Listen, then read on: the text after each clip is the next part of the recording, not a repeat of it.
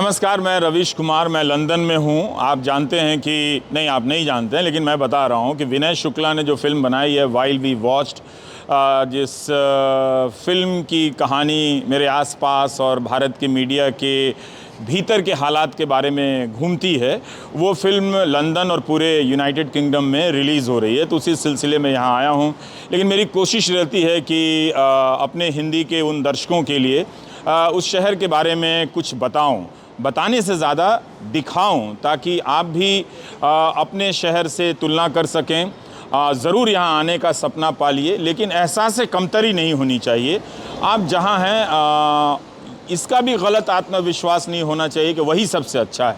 इसलिए पूरी दुनिया की अच्छी अच्छी बातों को जमा कीजिए, अपनाइए और अपनी भी अच्छाई पूरी दुनिया को दीजिए। यहाँ जब मैं सुबह इन इलाकों में टहल रहा था तो खाली सड़क के बीच एक लोमड़ी दौड़ी चली जा रही थी।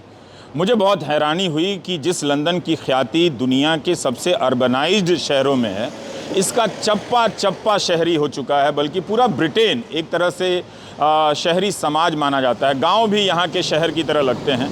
उसके सबसे बड़े केंद्र लंदन में लोमड़ी दौड़ रही है। तब फिर हमने सर्च किया तो पता चला कि इस लंदन में सिर्फ लाल रंग की बसें और टैक्सियां भी ही नहीं, 10,000 लोमड़ियाँ भी हैं।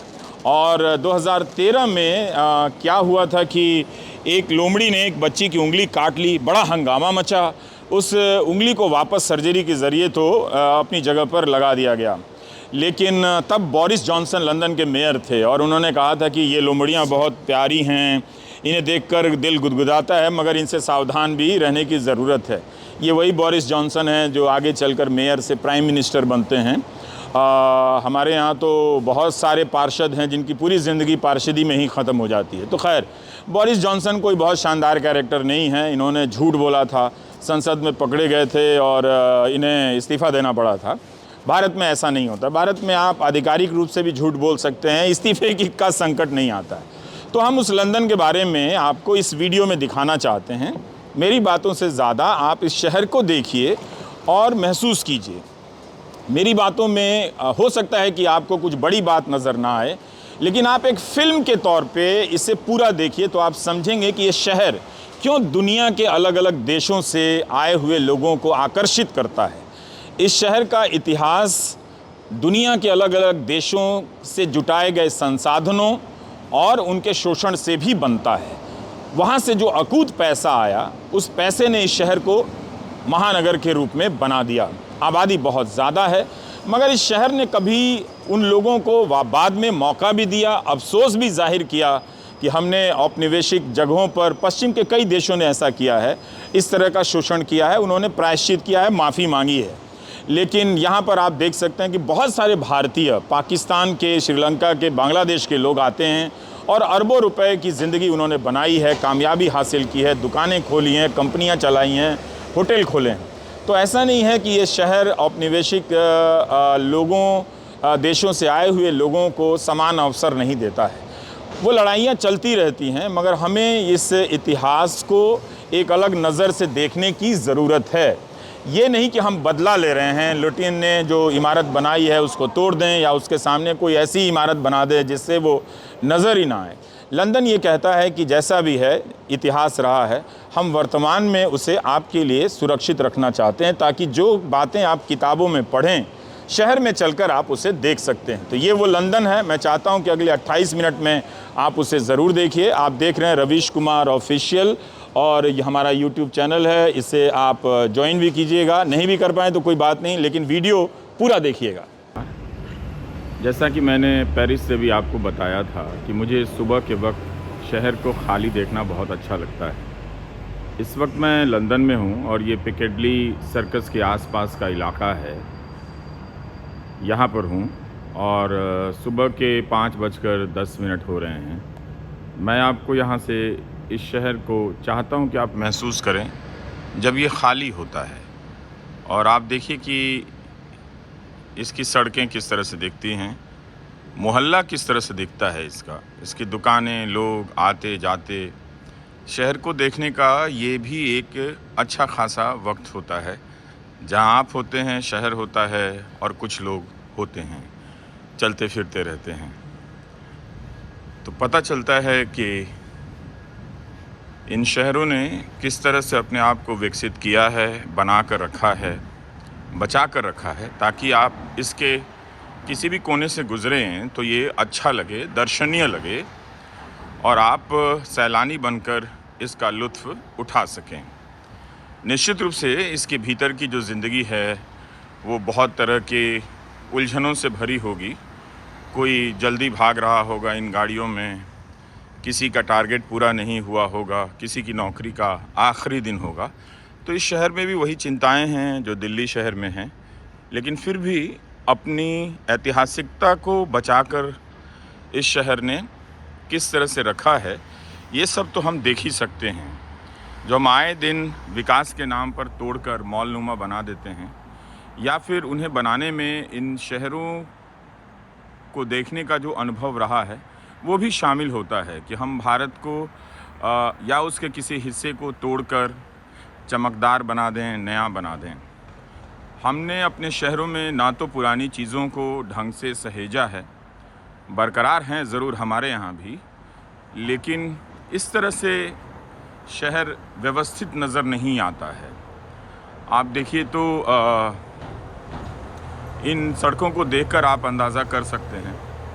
ये वो डबल डेकर वाली बस है जो हमारे देश में बंद हो गई, लेकिन यहाँ पर खूब चलती है, लोग खूब इसका इस्तेमाल करते हैं। निश्चित रूप से कारों की संख्या बहुत ज़्यादा है यहाँ पर और पब्लिक ट्रांसपोर्ट नज़र आती है, लेकिन वो बहुत कम है। बसें लेकिन बहुत ही नियमित तरीके से यहाँ पर देखी जा सकती हैं, आते जाते चलती फिरती बसें। और इस वक्त ये सारी जो दुकानें हैं इन्हें देखकर छोड़ देने की ज़रूरत है, क्योंकि आप हर किसी के बस की बात तो नहीं कि इतनी महंगी चीज़ें आप ख़रीद सकें। एक से एक ब्रांड है यहाँ पर और पैसा काफ़ी है, और इस पैसे के पीछे का कारण बहुत ऐतिहासिक है। सदियों तक इस देश ने कई देशों को उपनिवेश बना कर रखा, वहाँ के संसाधन यहाँ पर आए और इस देश ने औद्योगिकरण भी खूब किया। ये वो देश है जो फ्रांस के साथ साथ, बेल्जियम के साथ साथ औद्योगिक क्रांति का अगुआ बनता है और शुरुआती फ़ायदा मिलता है। उस औद्योगिक क्रांति में हम सभी एशियाई मुल्क के लोग, अफ्रीकी मुल्क के लोग संसाधन बनते हैं, ज़रूरी पहली पूंजी बनते हैं इनके लिए, पैसे के रूप में, श्रम के रूप में और प्राकृतिक संसाधनों के रूप में। लेकिन उसके बाद कई तरह की वित्तीय गतिविधियां इस शहर में आप देख सकते हैं, जानते भी हैं। और बाकी आप इतिहास की किताबों से ज़्यादा पढ़ें तो बेहतर है। गूगल सर्च ना करें किसी शहर के बारे में, नहीं तो वही वो 10 या 20 दिलचस्प बातें आपको मिलती हैं। आपको लगता है कि आप जानते हैं मगर कम जानते हैं। अक्सर लोग जब किसी शहर में आते हैं सुबह के वक्त को छोड़ देते हैं। हवा बहुत ठंडी है, बहुत ही सुंदर हवा है। ये आप देख सकते हैं कि ये एक गली है जो मैं कैमरे को ज़रा सा क्लोज़अप करता हूँ। देखिए इस वक्त इसका खालीपन महसूस कीजिए और थोड़ी देर के बाद ये जगमग हो उठेगा। तो यहाँ की जो इमारतें बनी उस वक्त वो काफ़ी ठोस बनी और चूँकि सब कुछ था इनके पास और वो हौसला भी था कि वो कुछ बड़ा कर सकेंगे, तो इन्होंने, इन देशों ने अपनी इमारतों को बहुत खूबसूरत बनाया, उसे एक ख़ास तरह की पहचान दी, आकार दिया और उसके पीछे जो वास्तु निर्माण की जो शैलियाँ होती हैं, जो लोग होते हैं, उन्होंने बहुत सोच के साथ इसे बनाया और आज ये शहर हमारे साथ सामने मौजूद है। तो आप देखिए कि ये फुटपाथ कितना चौड़ा है जिस पर लोग आराम से चल सकते हैं। काफ़ी व्यस्त इलाका है, लेकिन फुटपाथ देखिए या फिर पैदल जो लोग जा रहे हैं उन्हें देखिए आप। बस के लिए अलग से लेन है और बस इस लेन का काफ़ी आदर होता है। जो बसें यहाँ दिखी हैं मुझे, वो बहुत ही नई तरह की बसें दिखी हैं। आप दिल्ली में ही जाइए, नई बसें दिखती हैं, आई हैं मार्को पोलो बसें, लेकिन वो उतनी चमचमाती हुई नज़र नहीं आती हैं। उनका रखरखाव आपको उस तरह से नहीं दिखेगा जिस तरह से यहाँ लंदन की सड़कों पर चलने वाली डबल डेकर और लाल रंग की बसों को देखकर लगता है। तो इनका रखरखाव है, क्योंकि दुनिया भर से लोग आते हैं, इन बसों का इस्तेमाल करते हैं, पैसा भी निरंतर आता रहता है और लोग उसका लुत्फ़ उठाते हैं। और दिखाने के लिए भी शहर के पास बहुत कुछ है। हम जो कर रहे हैं इस वक्त सड़कों के नाम बदल बदल कर और उसे अपनी आज़ादी मानते हैं, ये औपनिवेशिक मानसिकता से आज़ादी की बहुत सीमित सोच है कि आपने कनॉट सर्कस का नाम राजीव सर्कस कर दिया या फिर औरंगज़ेब रोड का नाम आपने एपीजे अब्दुल कलाम रोड कर दिया। इससे आप मानसिकता में बदलाव नहीं कर पाते हैं। सड़क का एक नाम भर बदलता है और वो नाम भी आपसे ज़्यादा गूगल मैप की आंटी जपती है, वही ले रही होती है। उस नाम से बहुत ज़्यादा आपके भीतर किसी प्रकार का उद्बोधन होता नहीं है, क्योंकि आप उससे ज़्यादा जान नहीं पाते हैं, महसूस नहीं कर पाते हैं। फिर भी दिल्ली का एक बड़ा हिस्सा आपको देखकर लगता है कि बहुत उसका रखरखाव किया गया है, नई दिल्ली का जो इलाका है। लेकिन इस तरह से आप इस चौराहे पर लगी बत्तियों को देखिए तो कितनी व्यवस्थित तरीके से और सुनियोजित तरीके से लगाई गई हैं कि आप किसी भी एंगल से देखें लाल बत्ती नज़र आती है। ऐसा नहीं कि कोई लाल बत्ती किसी खंबे के पीछे छिप गई हो, किसी साइन बोर्ड के पीछे छिप गई हो या फिर किसी पेड़ के पीछे छिप गई हो और उसके पीछे ट्रैफिक पुलिस वाला छिपा हो ताकि आपसे चूक हो जाए और आपसे फ़ाइन ली जाए। यहाँ फ़ाइन लेने की भी प्रथा तो है ही, मगर उससे पहले सिस्टम ने अपने आप को इस तरह से पेश किया है कि उसकी तरफ से कोई चूक नज़र ना आए। इस तरह का छलावा आपको इन सड़कों पर नहीं मिलेगा कि आपको लाल बत्ती नज़र नहीं आई और आप क्रॉस कर गए। इसका मतलब ये नहीं कि आप लाल बत्ती का बहुत आदर करते हैं। हमारे देश में अब लाल बत्ती का आदर करने वालों की संख्या काफ़ी बढ़ी है। ऐसा नहीं है कि हम लोग बिल्कुल नहीं करते, ये नहीं मानना चाहिए। लेकिन एक शहर अपना अनुशासन खुद बनाता है और आप ज़रूर लंदन, दिल्ली या भारत के किसी भी शहर से तुलना करें तो ये ज़रूर देखें कि इस तरह के शहर में आपको चीन, जापान, अफ्रीका, खाड़ी के देशों, बांग्लादेश, श्रीलंका, भारत, पाकिस्तान, न जाने कितने देशों के लोग आराम से और अपने दावे के साथ चलते नज़र आते हैं। कभी कभी मुझे लगता है कि काश भारत का भी कोई शहर ऐसा होता जहाँ की सड़कों पर चलते हुए आप कई तरह के देशों के नागरिकों से टकराते और वो लोग उन शहरों या सड़कों पर दावे के साथ नज़र आते कि हाँ ये उनका है। जैसे लंदन में रहने वाले चीनी लोगों को देखकर लगा कि चीन के बारे में हम कितना कुछ सोचते हैं, जानते हैं, गलत भी ज़्यादा जानते हैं, लेकिन चीन में जो पैसा आया है उस पैसे का लुत्फ़ उठाने के लिए भी लोग उन्हीं पश्चिम के देशों में आए हैं जिन्हें चीन नेस्तनाबूद कर देना चाहता है या जिनसे आगे निकल जाना चाहता है। इसके बाद भी ये शहर अपनी मजबूती से इस तरह से खड़ा है कि जब चीन के लोगों में पैसा आता है तो वो भी रहने के लिए लंदन आते हैं, वो भी देखने के लिए लंदन आते हैं। आप इन तस्वीरों में लंदन की प्रचलित लोकप्रिय टैक्सी को भी देखेंगे और आप देखिए कि इस टैक्सी को किस तरह से लोगों ने मेंटेन रखा है। भारत में भी टैक्सियां पहले चलती थीं काली पीली, लेकिन हमने उन्हें पुरातन मान लिया, ख़राब मान लिया और जल्दी ही सड़कों से विदा कर दिया। तो हम पहचान के नाम पर राजनीति तो करते हैं, एक दूसरे को दुश्मन तो बना लेते हैं, मगर पहचान को सही तरीके से गढ़ते भी नहीं हैं। वरना अब आप इस फ्रेम में देखिए, ये बस जो जा रही है इस वक्त सुबह के वक्त कितनी खूबसूरत नज़र आ रही है। बिल्कुल साफ़ सुथरी है ये बस और इसका मेंटेनेंस हमारे देश की बसों से कहीं ज़्यादा बेहतर है। तो हम ये सीख सकते हैं कि हम क्यों नहीं कर पाते हैं। ऐसा नहीं कि हम बिल्कुल पैसा नहीं खर्च करते हैं। हाँ, ज़रूर इनके अनुपात में हमारे पास कम पैसे हैं, हमारे शहरों के पास कम पैसे हैं। लोग शहरों में टैक्स बहुत कम देते हैं। ख़ासकर ज़िलों में जाएं जो अब बड़े शहर के रूप में विकसित हो रहे हैं, वहाँ भी हाउसिंग टैक्स को लेकर बहुत मारामारी है। ये अलग बात है कि जो पैसा आता है उस पैसे का क्या होता है, किस तरह से लूट हो जाती है नगर पालिकाओं में, वो एक अलग मसला है। लेकिन आप देखिए कि महसूस कीजिए कि किस तरह से यहाँ की सड़कों को सजाया गया है और जो बैनर पोस्टर लगे हैं उन्हें देखकर आप नहीं कह सकते कि ब्रिटेन अपनी पहचान का दावा कर रहा है, बल्कि ये शहर इस तरह से बना हुआ लगता है या बनाकर रखा गया लगता है जैसे हर कोई आए तो लगे कि वो ये शहर उसका है।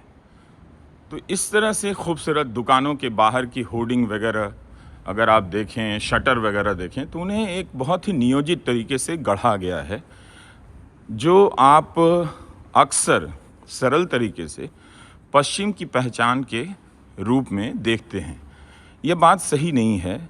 मुझे लगता है कि इसे काम करने के कौशल, हुनर, उसकी जो दक्षता है उसके रूप में भी देखना चाहिए कि कितने लोग बदल गए होंगे यहाँ की नगर पालिकाओं में, कितने लोग आए गए, लेकिन सब ने मिलकर इस शहर को खूबसूरत बनाकर रखा है।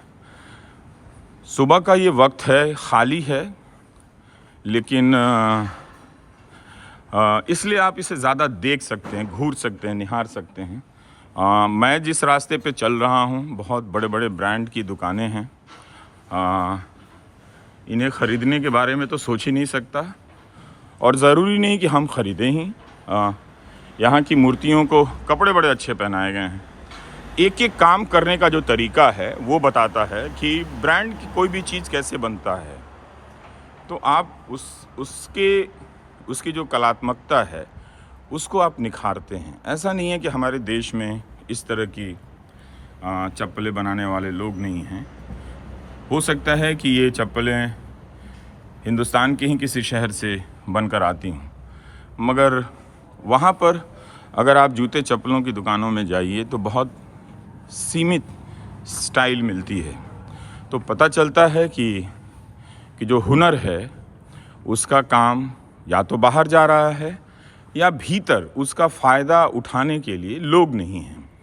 जो लोग कारोबार में हैं उनके भीतर इस तरह की सृजनात्मकता, कलात्मकता नहीं है कि वो एक चीज़ को इतनी खूबसूरत बनाएं कि आंखें ठहर जाएं देखते हुए। हो सकता है कि यहाँ की जो व्यवस्था है उसने एक कई सदियों तक लोगों को स्थायित्व दिया है जिसका लाभ सबको मिलता है। व्यवस्था ऐसी ही होनी चाहिए कि सरकार बदल जाए, देश बदल जाए और यहाँ रहने वाले नागरिकों का अनुपात उसके हिसाब से बदल जाए, लेकिन फिर भी किसी को ये ना लगे कि वो भारत का है यहाँ पर तो वो अपनी दुकान नहीं खोल सकता, वो चीन या जापान का है तो अपना कारोबार नहीं कर सकता। बहुत से लोगों से बात करते हुए लगा कि कतर के लोगों ने यहाँ पर काफ़ी कुछ ख़रीदा है और तो ये एक बहुत बड़ी बात है कि कोई किसी से असुरक्षित नहीं है। ऐसा नहीं है कि यहाँ पहचान के नाम पर दक्षिणपंथी राजनीति नहीं है। ब्रेक्सिट में जो लंदन ने किया वो हास्यास्पद ही माना जाता है, लेकिन किस तरह से उसके बारे में अगर आप रिपोर्टिंग पढ़ें तो पता चलेगा कि बहुत सारी गलत सलत जानकारियों पर लोगों ने विश्वास कर लिया और यूरोपियन यूनियन से निकलने का फ़ैसला कर लिया। तो खैर उसके कारणों और उसके असर पर मैं नहीं जाना चाहता हूँ। मैं एक शहर को देख रहा हूँ जो 16वीं, 15वीं, 14वीं सदी से बनना शुरू होता है और आज 21वीं सदी में इस तरह से खड़ा नज़र आता है। तो ये शायद विंबलडन की कोई दुकान है जहाँ पर लॉन टेनिस खेलने वालों के जूते, कपड़े वगैरह वगैरह मिल रहे हैं। तो अब आप इस शहर को देखिए, जब यहाँ पर लोग चलते हुए नज़र आएंगे और फिर इसी जगह पर आप कैमरे घुमाएंगे तब लोग दिखने लग जाते हैं ज़्यादा और शहर कम दिखता है। मैं जिस सड़क, दुकानों, इमारत की तरफ जा रहा हूँ उस पर किसी पर 1798 लिखा हुआ है।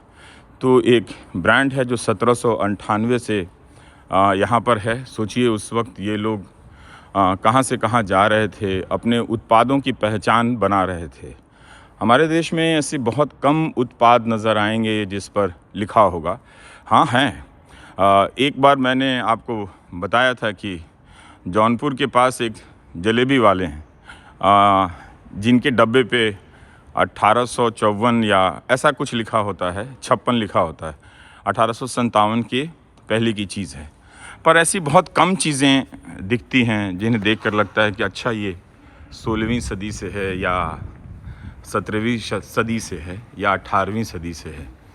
तो नई इमारतें बनी हैं, पुरानी इमारतें बनी हैं। जहाँ नई इमारतें भी बनी हैं वहाँ भी लोगों ने उनमें कुछ पुराना हिस्सा बचाकर रखा है। ये सब चीज़ें सीखने की इसलिए ज़रूरत है कि आप में से बहुत कोई पार्षद बनेगा, विधायक बनेगा, सांसद बनेगा, लेकिन हम अपने शहरों को करते क्या हैं? नेताजी की तस्वीर लगाकर चारों तरफ से भर देते हैं। इन सड़कों पर एक भी पोस्टर नहीं दिखा जिससे पता चलता हो कि यहाँ का प्रधानमंत्री कौन है। इन सड़कों पर प्रधानमंत्री नहीं हैं और ना ही ये शहर प्रधानमंत्री का लगता है। क्या हम मान लें कि इन सड़कों पर इस शहर में सरकार की कोई योजना नहीं चल रही होगी? चली तो रही है, ये सब सरकार ही तो बरकरार रख रही है सारी चीज़ों को। लेकिन ना तो मेयर की तस्वीर नज़र आती है, ना प्रधानमंत्री की तस्वीर नज़र आती है। हम मान सकते हैं, कह सकते हैं थोड़ी देर के लिए कि हम अलग किस्म के देश हैं भी, और हम अपना बाहरी प्रदर्शन बहुत ज़्यादा करते हैं। पर उस बाहरी प्रदर्शन में हम अपने चेहरे का ज़्यादा करने लग जाते हैं, शहर के हिस्से का कम करते हैं।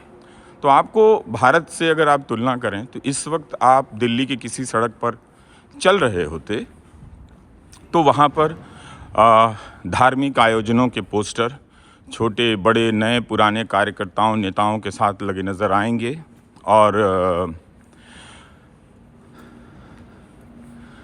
और प्रधानमंत्री से लेकर मुख्यमंत्री और तमाम तरह के मंत्रियों के पोस्टर, योजनाओं के पोस्टर से शहर भरा पड़ा है।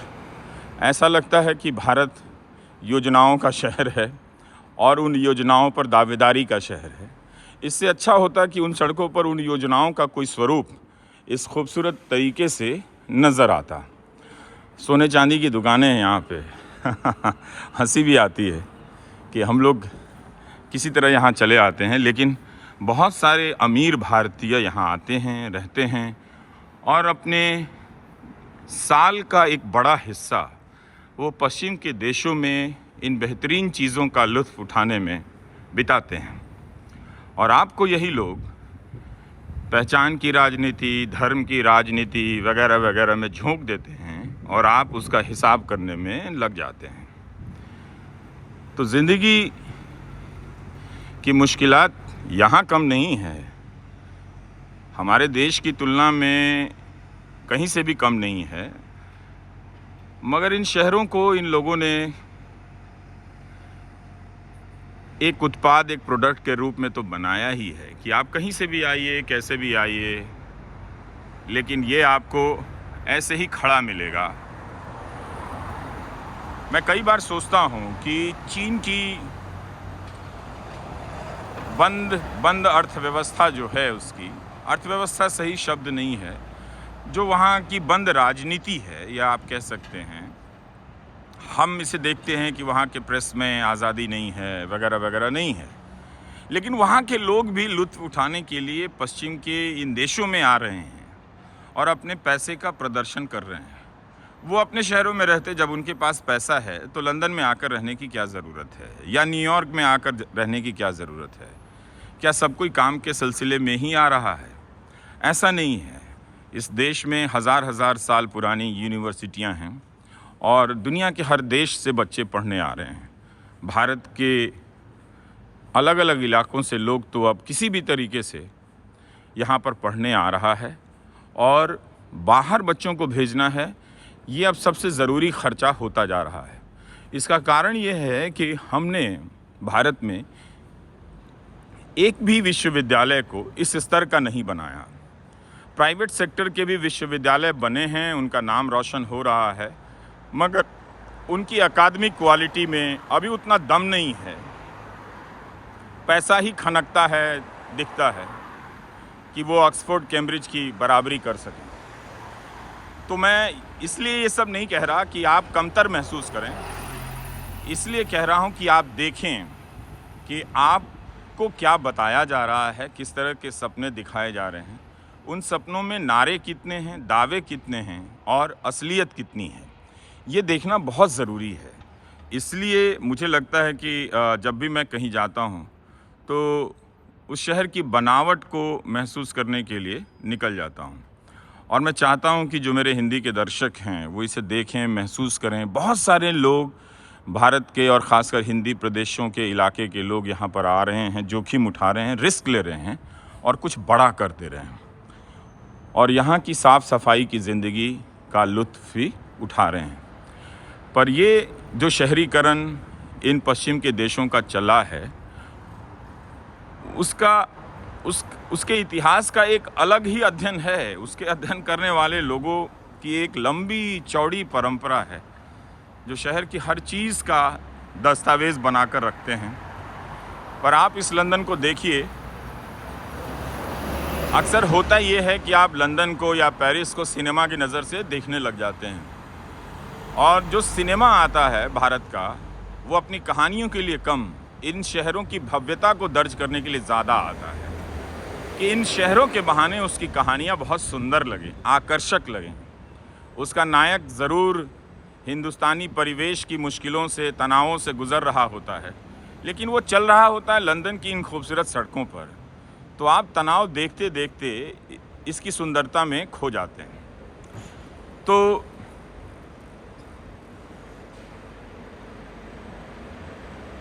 मैं आपको और क्या क्या बताऊं, कम जानना अपने आप में बहुत मुश्किल काम है, लेकिन एक और सड़क पर आपको ले चलता हूं, जहां आपको मैं कुछ दिखा सकूं कि क्या वहां कुछ ख़ास चीज़ है दिखाने के लिए। तो आप देखिएगा, सोचिएगा कि आप अगर मुज़फ़्फ़रपुर में रहते हैं, मेरठ में रहते हैं, उन शहरों का लोगों ने क्या किया। उन्हीं ज़िलों के कलेक्टर जब अपनी ज़िंदगी के ऊंचे मुकाम पर पहुंचते हैं तो यहीं की विश्वविद्यालय में आते हैं, और यहीं की यहाँ अपने बच्चों को भेजते हैं। लेकिन जब वो ख़ुद मुज़फ़्फ़रपुर या मुज़फ़्फ़रनगर या पटना या कहीं और के कलेक्टर रहते हैं या फिर सचिव रहते हैं, तो उन विश्वविद्यालयों में जाकर कम देखते हैं। इतने सारे अधिकारी बने और जो वहाँ की ख़राब यूनिवर्सिटी से निकलकर अच्छे मकाम पर पहुँचे, पर उन लोगों में भी मुझे ये जज्बा नहीं दिखता है कि अपने शहर के इलाके के स्कूल कॉलेजों को कोई अच्छी पहचान दे सकें, और लोग जिसमें सबको मौका मिले। अगर हम अवसर की सुनिश्चितता को मजबूत करेंगे तो सबको फ़ायदा होगा, आपको भी होगा, हमको भी होगा। हम सब एक आर्थिक अवसर में समान रूप से भागीदार बनेंगे और कुछ ना कुछ अच्छा करेंगे। आबादी को दोष दिया जाता है, इस शहर में भी कम लोग नहीं रहते हैं, इसके भौगोलिक क्षेत्र के अनुपात में बहुत ज़्यादा लोग रहते हैं। उस अनुपात से देखेंगे तो भारत के कई शहरों में कम लोग नज़र आएंगे, भारत के कई शहर लंदन से पीछे नज़र आएंगे। तो हम आबादी का हर बार बहाना बना लेते हैं, लेकिन यहाँ भी तो आबादी है, यहाँ भी दिन के वक्त खचाखच सड़कें भर जाती हैं, ट्रैफिक जाम होता है, लेकिन एक आर्थिक गतिविधियाँ बना कर रखा गया है, इसकी व्यवस्था बना कर रखी गई है। अब इस इमारत को देखिए, इसे तो कभी किसी ने इस वजह से नहीं तोड़ा कि इसके पीछे औपनिवेशिक शोषण रहा है। ज़रूर पश्चिम के देश अब माफ़ी मांगते हैं, औपनिवेशिक देशों में जो उन्होंने अत्याचार किए हैं उसके लिए अफसोस जाहिर करते हैं, माफ़ी भी मांगते हैं, और उन्होंने उन देशों के लोगों को उसी तरह से स्वीकार भी किया अपने यहाँ, और अवसरों का लाभ उठाने भी दिया है, जिससे कई बड़े लोग, उद्योगपति, अमीर लोग भारत के यहाँ आकर या पाकिस्तान या श्रीलंका के लोग यहाँ आकर बने हैं, तो हमें ज़रूर अपने अतीत के अत्याचारों का अध्ययन करना चाहिए। तोड़ना, मिटा देना और इस तरह की बेवकूफ़ियों से बचना चाहिए। एक दिन अगर आप सारी पुरानी इमारतों को ध्वस्त कर देंगे तो नया तो आपने कुछ बनाया नहीं, और नया जो बनाया है वो क्या है, उसकी मौलिकता क्या है, ये अगर आप इस नज़र से देखेंगे तो पता चलेगा कि एक दुकान तोड़कर आप मॉल ही बना रहे हैं, जिस मॉल की अवधारणा आई कहीं और से है। तो आप अपनी राजनीति को ठीक से समझिए, होश में रहिए कि सड़कों के नाम बदल देने से इतिहास नहीं बदलता है। इतिहास के प्रति आपकी समझ बदलती रहे, इसके लिए इतिहास को पढ़ना पड़ता है, और इसके लिए इतिहास में जो तरह तरह के दावे किए जाते हैं, नए नए शोध आते हैं। नमस्कार जी, आप कैसे हैं? हाँ जी, thank you thank you thank you. एक सरदार जी इस गाड़ी में जा रहे थे, लगता है ये मेरा YouTube चैनल देखते होंगे। तो खैर, काम के प्रति देखिए जिम्मेदारी कि वो गाड़ी से नहीं उतरे और चले गए। तो मैं अपनी बात को यहाँ ख़त्म करता हूँ, और कुछ अगर नई जानकारी होगी तो ज़रूर बताऊँगा। ये आपने देखा होगा कि मैंने इन शहरों की व्यवस्था को बताते हुए सिर्फ़ आपके अंदर ये उत्सुकता पैदा करने की कोशिश की है कि आप भी भारत के शहरों के बारे में कुछ ऐसा चाहिए, ऐसा सोचिए, ऐसे ख्वाब पालिए कि हम भी ऐसा क्यों नहीं बना सकते हैं। बना भी रहे हैं, लेकिन इन उत्पादों के सामने, इनके ब्रांड के सामने, ये सब ग्लोबल ब्रांड बने हैं। कहाँ हैं हमारे अपने ब्रांड? ज़रूर एक दो दिखाई देते हैं, मगर ज़्यादातर तो इन्हीं देशों के ब्रांड मुझे यहाँ पर नज़र आए। और इस सड़क पर अब और ज़्यादा नहीं कहता हूँ, क्योंकि कई बार आप वीडियो देखने जाते हैं तो बहुत उत्सुकता और सोचते हैं कि इसमें कोई तड़क भड़क चीज़ होगी। हर बार किसी वीडियो को देखने का ये नज़रिया सही नहीं है। आपको कुछ जानने के लिए, कुछ देखने के लिए भी ठहरना चाहिए। तो आप देखिए कि एक शहर में जब आप आते हैं तो शहर में किस तरह से खो जाते हैं। मैं अब विदा लेता हूँ। नमस्कार, मैं रवीश कुमार।